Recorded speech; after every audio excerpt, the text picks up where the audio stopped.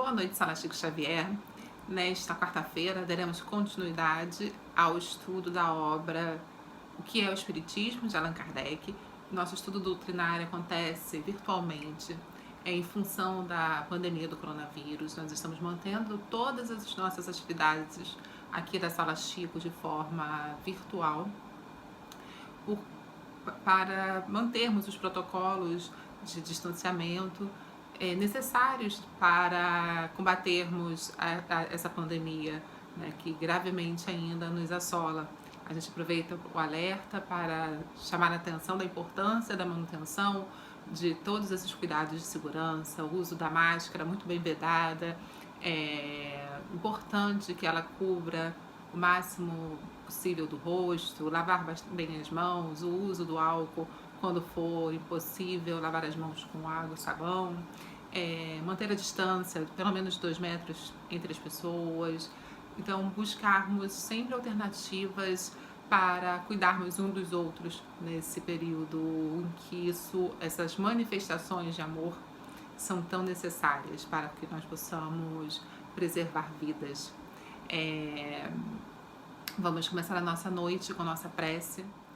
Vamos fechar os nossos olhos e levar os nossos pensamentos a Deus e agradecer pela oportunidade de estarmos reunidos mais uma vez para aprendermos, para estudarmos, para abrirmos os nossos horizontes a respeito da importância do conhecimento doutrinário dos ensinamentos de Cristo. Que os nossos corações e nossas mentes estejam abertas e que nosso corpo esteja disposto a executar as tarefas que nossa mente exige, para que possamos, assim, caminharmos juntos na senda do progresso, do bem e da caridade. Pedimos especialmente, Senhor, pelas vítimas da pandemia, do Covid, que sofrem angustiantemente por falta dos cuidados necessários. Pedimos pelo amparo necessário a cada uma dessas vítimas, a cada um dos familiares que também sofrem a dor dos seus entes queridos.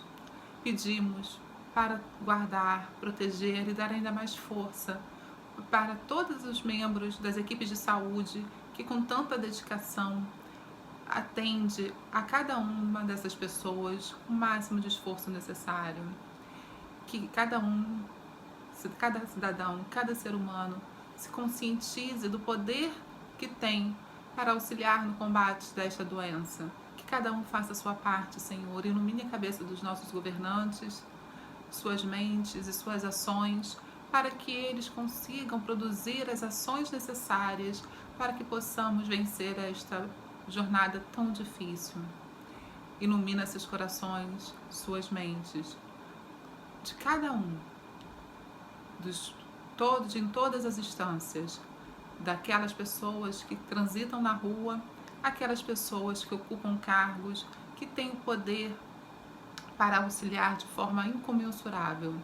Agradecemos a oportunidade de estarmos aqui reunidos, emanando amor, gratidão e luz. Graças a Deus.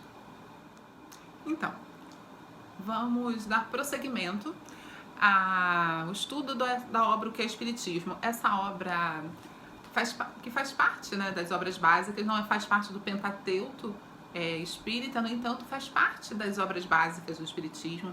Foi escrita por Kardec com uma finalidade muito específica, que era de permitir o acesso rápido e de uma forma mais dinâmica as informações fundamentais a respeito da doutrina, tanto para os estudiosos da doutrina, quanto pelos seus críticos. Então ele escreveu essa obra, ele achou necessário escrever uma obra que fosse um resumo dos principais pontos relacionados à doutrina espírita. Então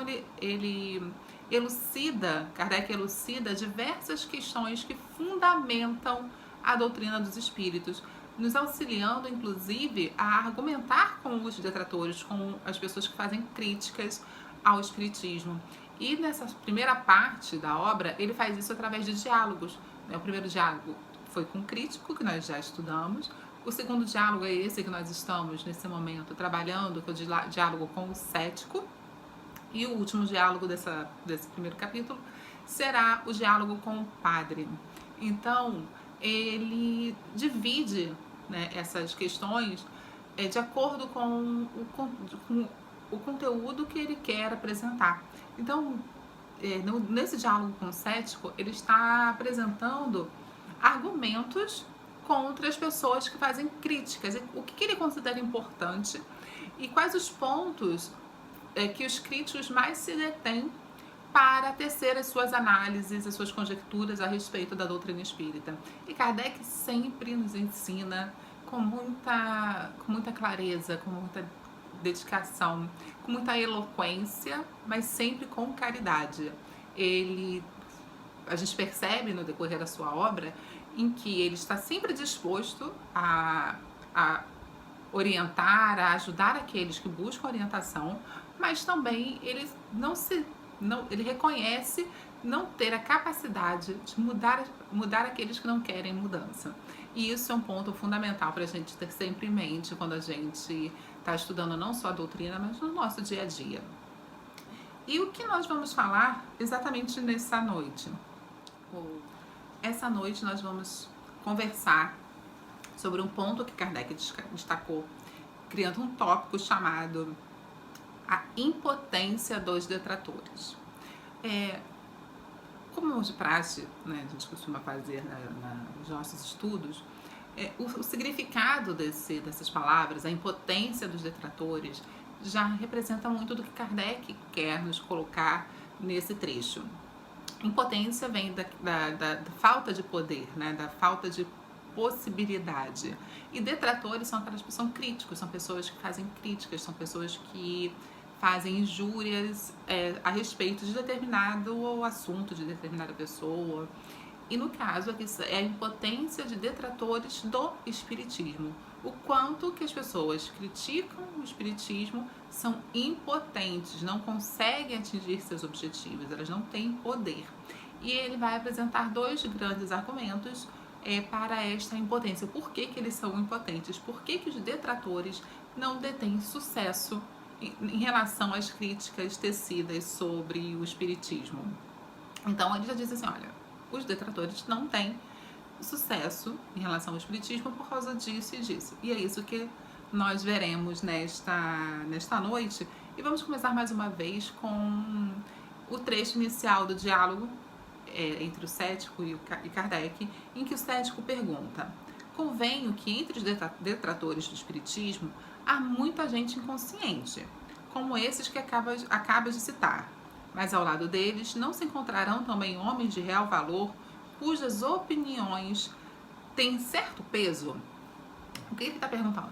Que assim, está dizendo assim, olha, existem pessoas que são pouco conscientes daquilo que fazem quando fazem críticas ao espiritismo, mas também existem pessoas que são esclarecidas, existem pessoas que têm mais conhecimento, que têm melhor posição social, né? Então são pessoas que teriam as suas opiniões consideradas em relação à sociedade ao fazer críticas ao espiritismo. E Kardec humildemente responde: sim, existem pessoas com essa posição, com essas características que são críticas ao espiritismo, mas também existem pessoas desse tipo que são espíritas, são pessoas que acreditam no espiritismo. E ele responde assim: não há um só de contrários, seja ele o mais obscuro folhetinista, que não se tenha lisonjeado com a ideia de dar-lhe um golpe mortal. Não querê-lo todos, sem exceção, concorreram para a sua vulgarização. Ele está dizendo que, apesar dessas pessoas que fazem essas críticas, ainda que infundadas, ajudam a contribuir para a propagação do espiritismo. Então, apesar, né, dessas pessoas criticarem, as pessoas, como a gente viu na questão dos fenômenos simulados, também acabam auxiliando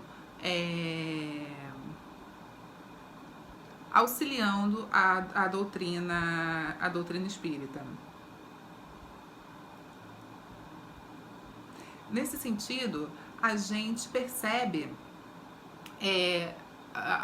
o início da argumentação de Kardec sobre a falta de êxito dos detratores. E a gente pode perceber na seguinte fala: a impotência dos adversários do espiritismo prova, primeiramente, como já disse, que faltam boas razões, pois que os que lhe opõem não são convincentes.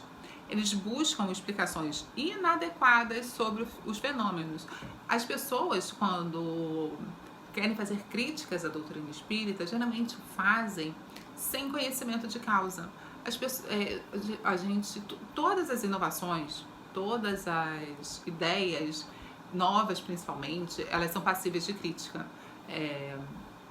Então, diante do novo, as pessoas se assustam e não querem perder a sua segurança, desafiar o seu conhecimento, o seu lugar comum, diante de um fato novo que vai trazer muita desconfiança por essa novidade.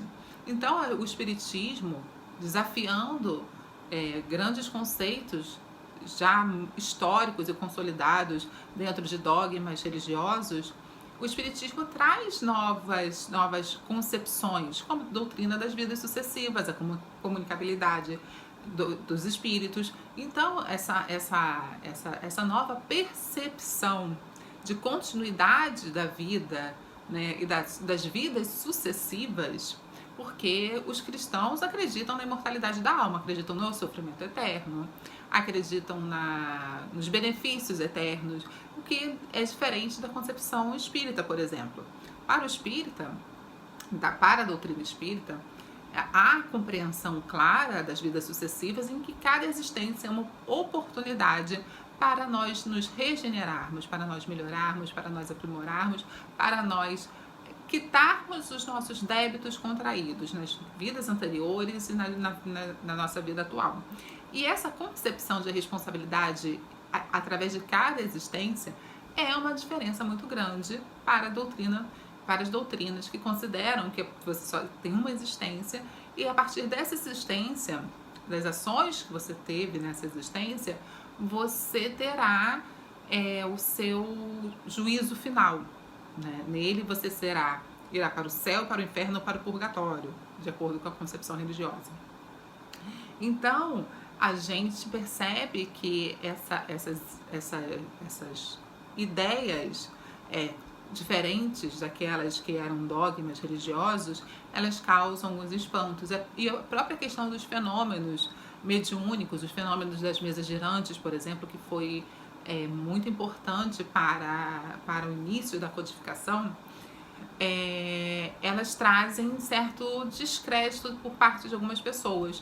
Mas quando se há um estudo mais minucioso, e é isso que Kardec coloca, o quanto que é importante, quanto que é necessário para fazer essas críticas, você estudar, você conhecer, não é numa só reunião que você vai, uma reunião mediúnica que você vai poder tirar conclusões a respeito do que é ou que deixa de ser a doutrina espírita. Então, até para criticar de forma eloquente, de forma mais contundente, mais assertiva, é necessário conhecer. Então, esse conhecimento, essa falta de conhecimento traz explicações que são inadequadas e que não condizem com aquilo que é de fato a doutrina espírita.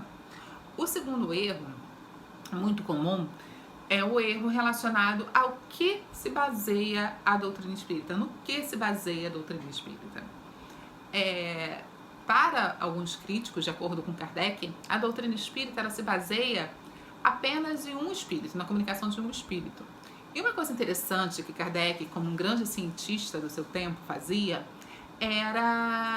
ele recebia determinadas mensagens, determinadas comunicações de espíritos. Ele era francês, né? Kardec francês, então ele recebia comunicações e as questões que eram levantadas durante essas reuniões mediúnicas, ele enviava para médiuns de outros países, de outras línguas, para que ele tivesse respostas. E a partir dessas respostas, da reunião dessas respostas, ele percebeu que existiam respostas diferentes, com estilos diferentes, que eram provenientes de espíritos diferentes.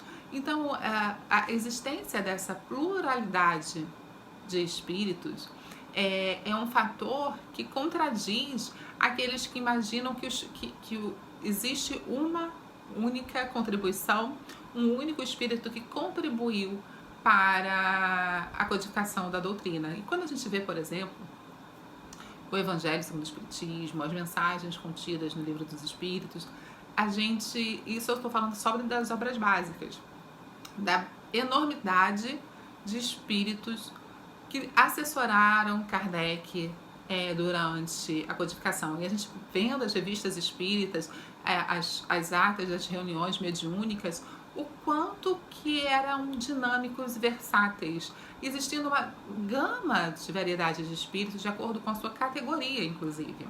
Espíritos mais desenvolvidos, espíritos menos desenvolvidos. Então, assim, essa pluralidade no mundo espiritual é comum para a doutrina, coisa que os críticos não consideram. Kardec coloca: o erro de todos está em crerem que a fonte do espiritismo é uma só e que se baseia na opinião de um só homem. Daí a ideia de que poderão arruiná-lo, refutando essa opinião. Eles procuram na Terra uma coisa que só achariam no espaço. Então eles procuram no mundo material respostas que eles só encontrariam no mundo imaterial, no mundo espiritual. Mais limitada a essas pessoas. E a gente deve entender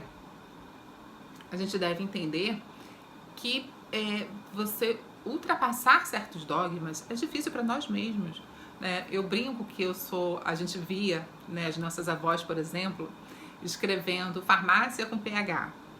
Isso é só uma ilustração boba, né, do que é você conseguir vencer uma ideia que está arraigada dentro de você, que está fortalecida, que existe há muito tempo, que te acompanha há muito tempo. A gente via as nossas avós escrevendo farmácia com PH, mas a gente sabe que farmácia hoje se escreve com F. Mas quando elas eram jovens, por exemplo, era escrito com PH. E você fica se perguntando, mas por que ela ainda continua escrevendo com PH? Ela aprendeu daquele jeito. Ela aprendeu a escrever daquele jeito e continuou escrevendo da maneira que ela achava correta até quando foi possível. E eu ficava me perguntando isso. E desde 2012, com o novo acordo, se não me engano, desculpa se eu errei a data, mas com a vigência do novo acordo ortográfico, algumas palavras perderam acento como ideia e perderam o trema. E eu acho extremamente esquisito escrever as palavras sem trema e escrever a palavra ideia sem o acento. Me incomoda, sabe? Eu tô falando isso para ilustrar o quanto que é difícil a gente vencer essas barreiras daquilo que nós crescemos ouvindo como verdade e de repente isso muda por algum motivo. E assim, por mim eu continuaria escrevendo ideia com acento. Assim, gente, acho que você é a velhinha que vai escrever ideia com acento, mesmo tendo perdido o acento de acordo com o novo acordo ortográfico. E nós vencermos esses nossos desafios, vencermos essas nossas verdades diante das novas evidências, não é uma tarefa fácil. É preciso humildade, é preciso você ter uma mente aberta para alcançar isso. E, assim, se com o acento de uma palavra está sendo difícil, imagina você modificar toda uma compreensão religiosa a respeito da existência humana, da finalidade da nossa existência. Então, é uma questão, sim, complexa e que a gente entende o porquê é difícil muitas pessoas compreenderem de uma forma mais eficaz a questão da doutrina, os princípios da doutrina dos espíritos. Essa questão da universalidade das manifestações espíritas, o quanto que ela acontece em todos os lugares e acontece em todas as épocas, ela é evidenciada por Kardec da seguinte maneira: a universalidade das manifestações dos espíritos, que surgem em todos os pontos do globo para desmentir os detratores e confirmar os princípios da doutrina, é uma força que não podem explicar aqueles que desconhecem o mundo invisível. Assim como os que desconhecem as leis dos fenômenos elétricos não compreendem a rapidez com que se transmite um despacho telegráfico. É de encontro a essa força que todas as negações se vêm quebrar, porque elas se equiparam às asserções de quem pretendesse afirmar, aos que sentem a ação dos raios solares, que o Sol não existe. Então, assim, Kardec, falando de uma maneira muito até poética, né, coloca assim, olha, as pessoas percebem a existência da energia elétrica apesar de não verem a energia elétrica. Você contestar determinados tipos de questão seria o mesmo de que você receber os benefícios dos raios solares e negar a existência do Sol. E é isso que Kardec está colocando. A gente vivencia a realidade e nega ela a partir de uma dificuldade de compreender esse processo, esse famoso negacionismo diante das evidências. É por isso que a doutrina espírita ela tem essa tripla vertente, essa fundamentação, esse viés religioso, filosófico e científico, essa tríplice, né, esse tripé que sustenta, de viés que sustenta a doutrina espírita, formado pelos princípios religiosos, achei a palavra que eu estava procurando, os princípios religiosos, os princípios filosóficos, os princípios científicos. A gente não pode falar de doutrina espírita sem levar em consideração esses três princípios. A filosofia, porque ela vai nos permitir refletir a respeito das questões. A religião, por permitir a religação, a compreensão da divindade, da essência divina. E a ciência, porque a doutrina espírita ela se baseia nas leis naturais. E as leis naturais são regidas por princípios científicos. E essa possibilidade, e o próprio Kardec, para codificar a doutrina espírita, nessa questão de ensaio e erro, de enviar cartas para outros lugares com questões para testar a universalidade da doutrina dos espíritos, ela obedeceu princípios científicos. Então a doutrina espírita ela foi codificada com base nos princípios científicos. E para fazer uma contestação a respeito disso, é necessário também usar os princípios científicos, porque na ciência a gente contesta ciência com ciência, não é com achismo. E nesses dias que nós estamos vivendo meio tumultuados, é importante nós definirmos as diferenças entre um fato e uma opinião. A opinião, eu tenho opinião que eu acho o azul uma cor feia. Isso é a minha opinião. Mas eu não posso negar o fato de que a mistura da cor azul com amarelo me gera a cor verde. Isso é um fato. Eu não posso achar que na minha opinião, não vai ser verde, vai ser azul escuro. Existem fatos que são passíveis de análise, frutos de um procedimento científico, de um procedimento que pode ser testado cientificamente, ou que de fato aconteceu, né? Eu não posso mudar o fato da chegada dos portugueses ao Brasil. Eu posso questionar como aconteceu, mas é fato que os portugueses chegaram ao Brasil. Se foi uma invasão, se foi colonização, isso vai dar interpretação a respeito deste fato. Então, é fato a questão da comunicação dos espíritos, né, da existência de vida após o desencarne material, a continuidade da vida, né, após o desencarne. Então, isso vem sendo apresentado, estudado pela ciência de uma forma cada dia mais efetiva.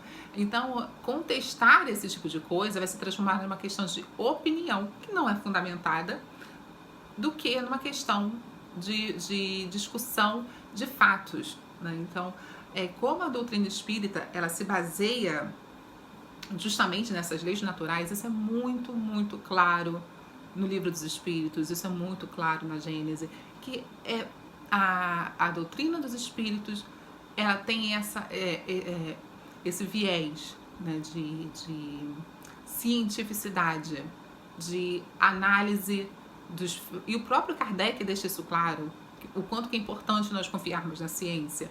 Caso a ciência traga algum fato novo que vai ajudar a esclarecer algum ponto da doutrina, o quanto que é importante nós nos atentarmos a isso. Nós não podemos nos fechar às evidências científicas, né? Então, assim, isso é muito importante para o nosso dia a dia, para a nossa compreensão da doutrina. Por esse motivo, quando os críticos colocam em xeque a existência da comunicação entre os espíritos, isso vem se tornando, ou então dos fenômenos mediúnicos, isso vem se tornando cada dia que passa menos plausível, porque vem se tendo mais e mais provas a respeito das concepções espíritas estarem relacionadas, serem interpretações dessas leis naturais, serem, não interpretações, mas serem a compreensão dessas leis naturais que foram codificadas para a nossa compreensão. Por fim, Kardec conclui que o motivo para os espíritas darem pouca importância para essas manobras dos seus adversários é porque justamente por isso que nós estamos falando, nós temos a favor do espiritismo o peso dos fatos. É fato que existem os fenômenos mediúnicos, né? Vou falar novamente do fenômeno das mesas girantes, que ela é bem presente nessa obra. Os fenômenos das mesas girantes eram fenômenos inteligentes produzidos por seres inteligentes, por espíritos. Não eram manipulações, não eram embustes. Então, assim, isso se transformou num fato. Deixou de ser um achismo para se transformar num fato a partir de que houve experimentações que permitiram chegar a essa conclusão. E atualmente, cada dia que passa, se tem mais evidências dessa comunicação dos espíritos, da existência da alma, coisa que, por incrível que pareça, contestada.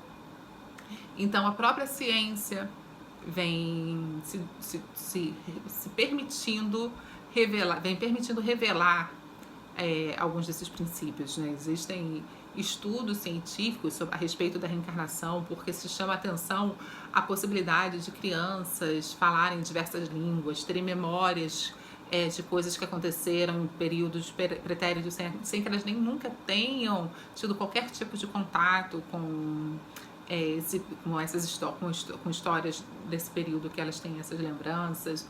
Então, a ciência vem a cada dia que passa construindo novas argumentações que vão permitir essa sustentação de uma forma ainda mais abrangente. Para encerrar, a gente queria deixar um questionamento a respeito de que maneira nós podemos agir diante das pessoas que tecem críticas infundadas à doutrina. O que a gente pode, nós como espíritas, como estudiosos, qual seria a maneira correta para nós agirmos diante dessas críticas infundadas? Porque nós somos alvos disso de uma maneira constante. Em conversa com nossos familiares, com nossos amigos, às vezes na fila do banco, a gente pode se deparar com esse tipo de crítica, algumas pessoas de uma maneira mais delicada, outras pessoas talvez menos delicadas. Como nós agimos diante disso? Fica aqui a nossa reflexão sobre, o nosso pedido de reflexão sobre isso, para que nós possamos iniciar o nosso debate. A gente lembra, esqueci de falar lá no comecinho, do nosso grupo no WhatsApp para o estudo do livro que é o Espiritismo. A gente vai deixar o link aqui na descrição do vídeo. O vídeo também vai estar disponível na nossa página no Facebook. Então, nós aguardamos a todos. As perguntas estão abertas. Caso queiram deixar perguntas no canal de perguntas do YouTube, do Facebook, será um prazer tê-los conosco da maneira que se sentirem mais confortáveis. Um forte abraço e até já!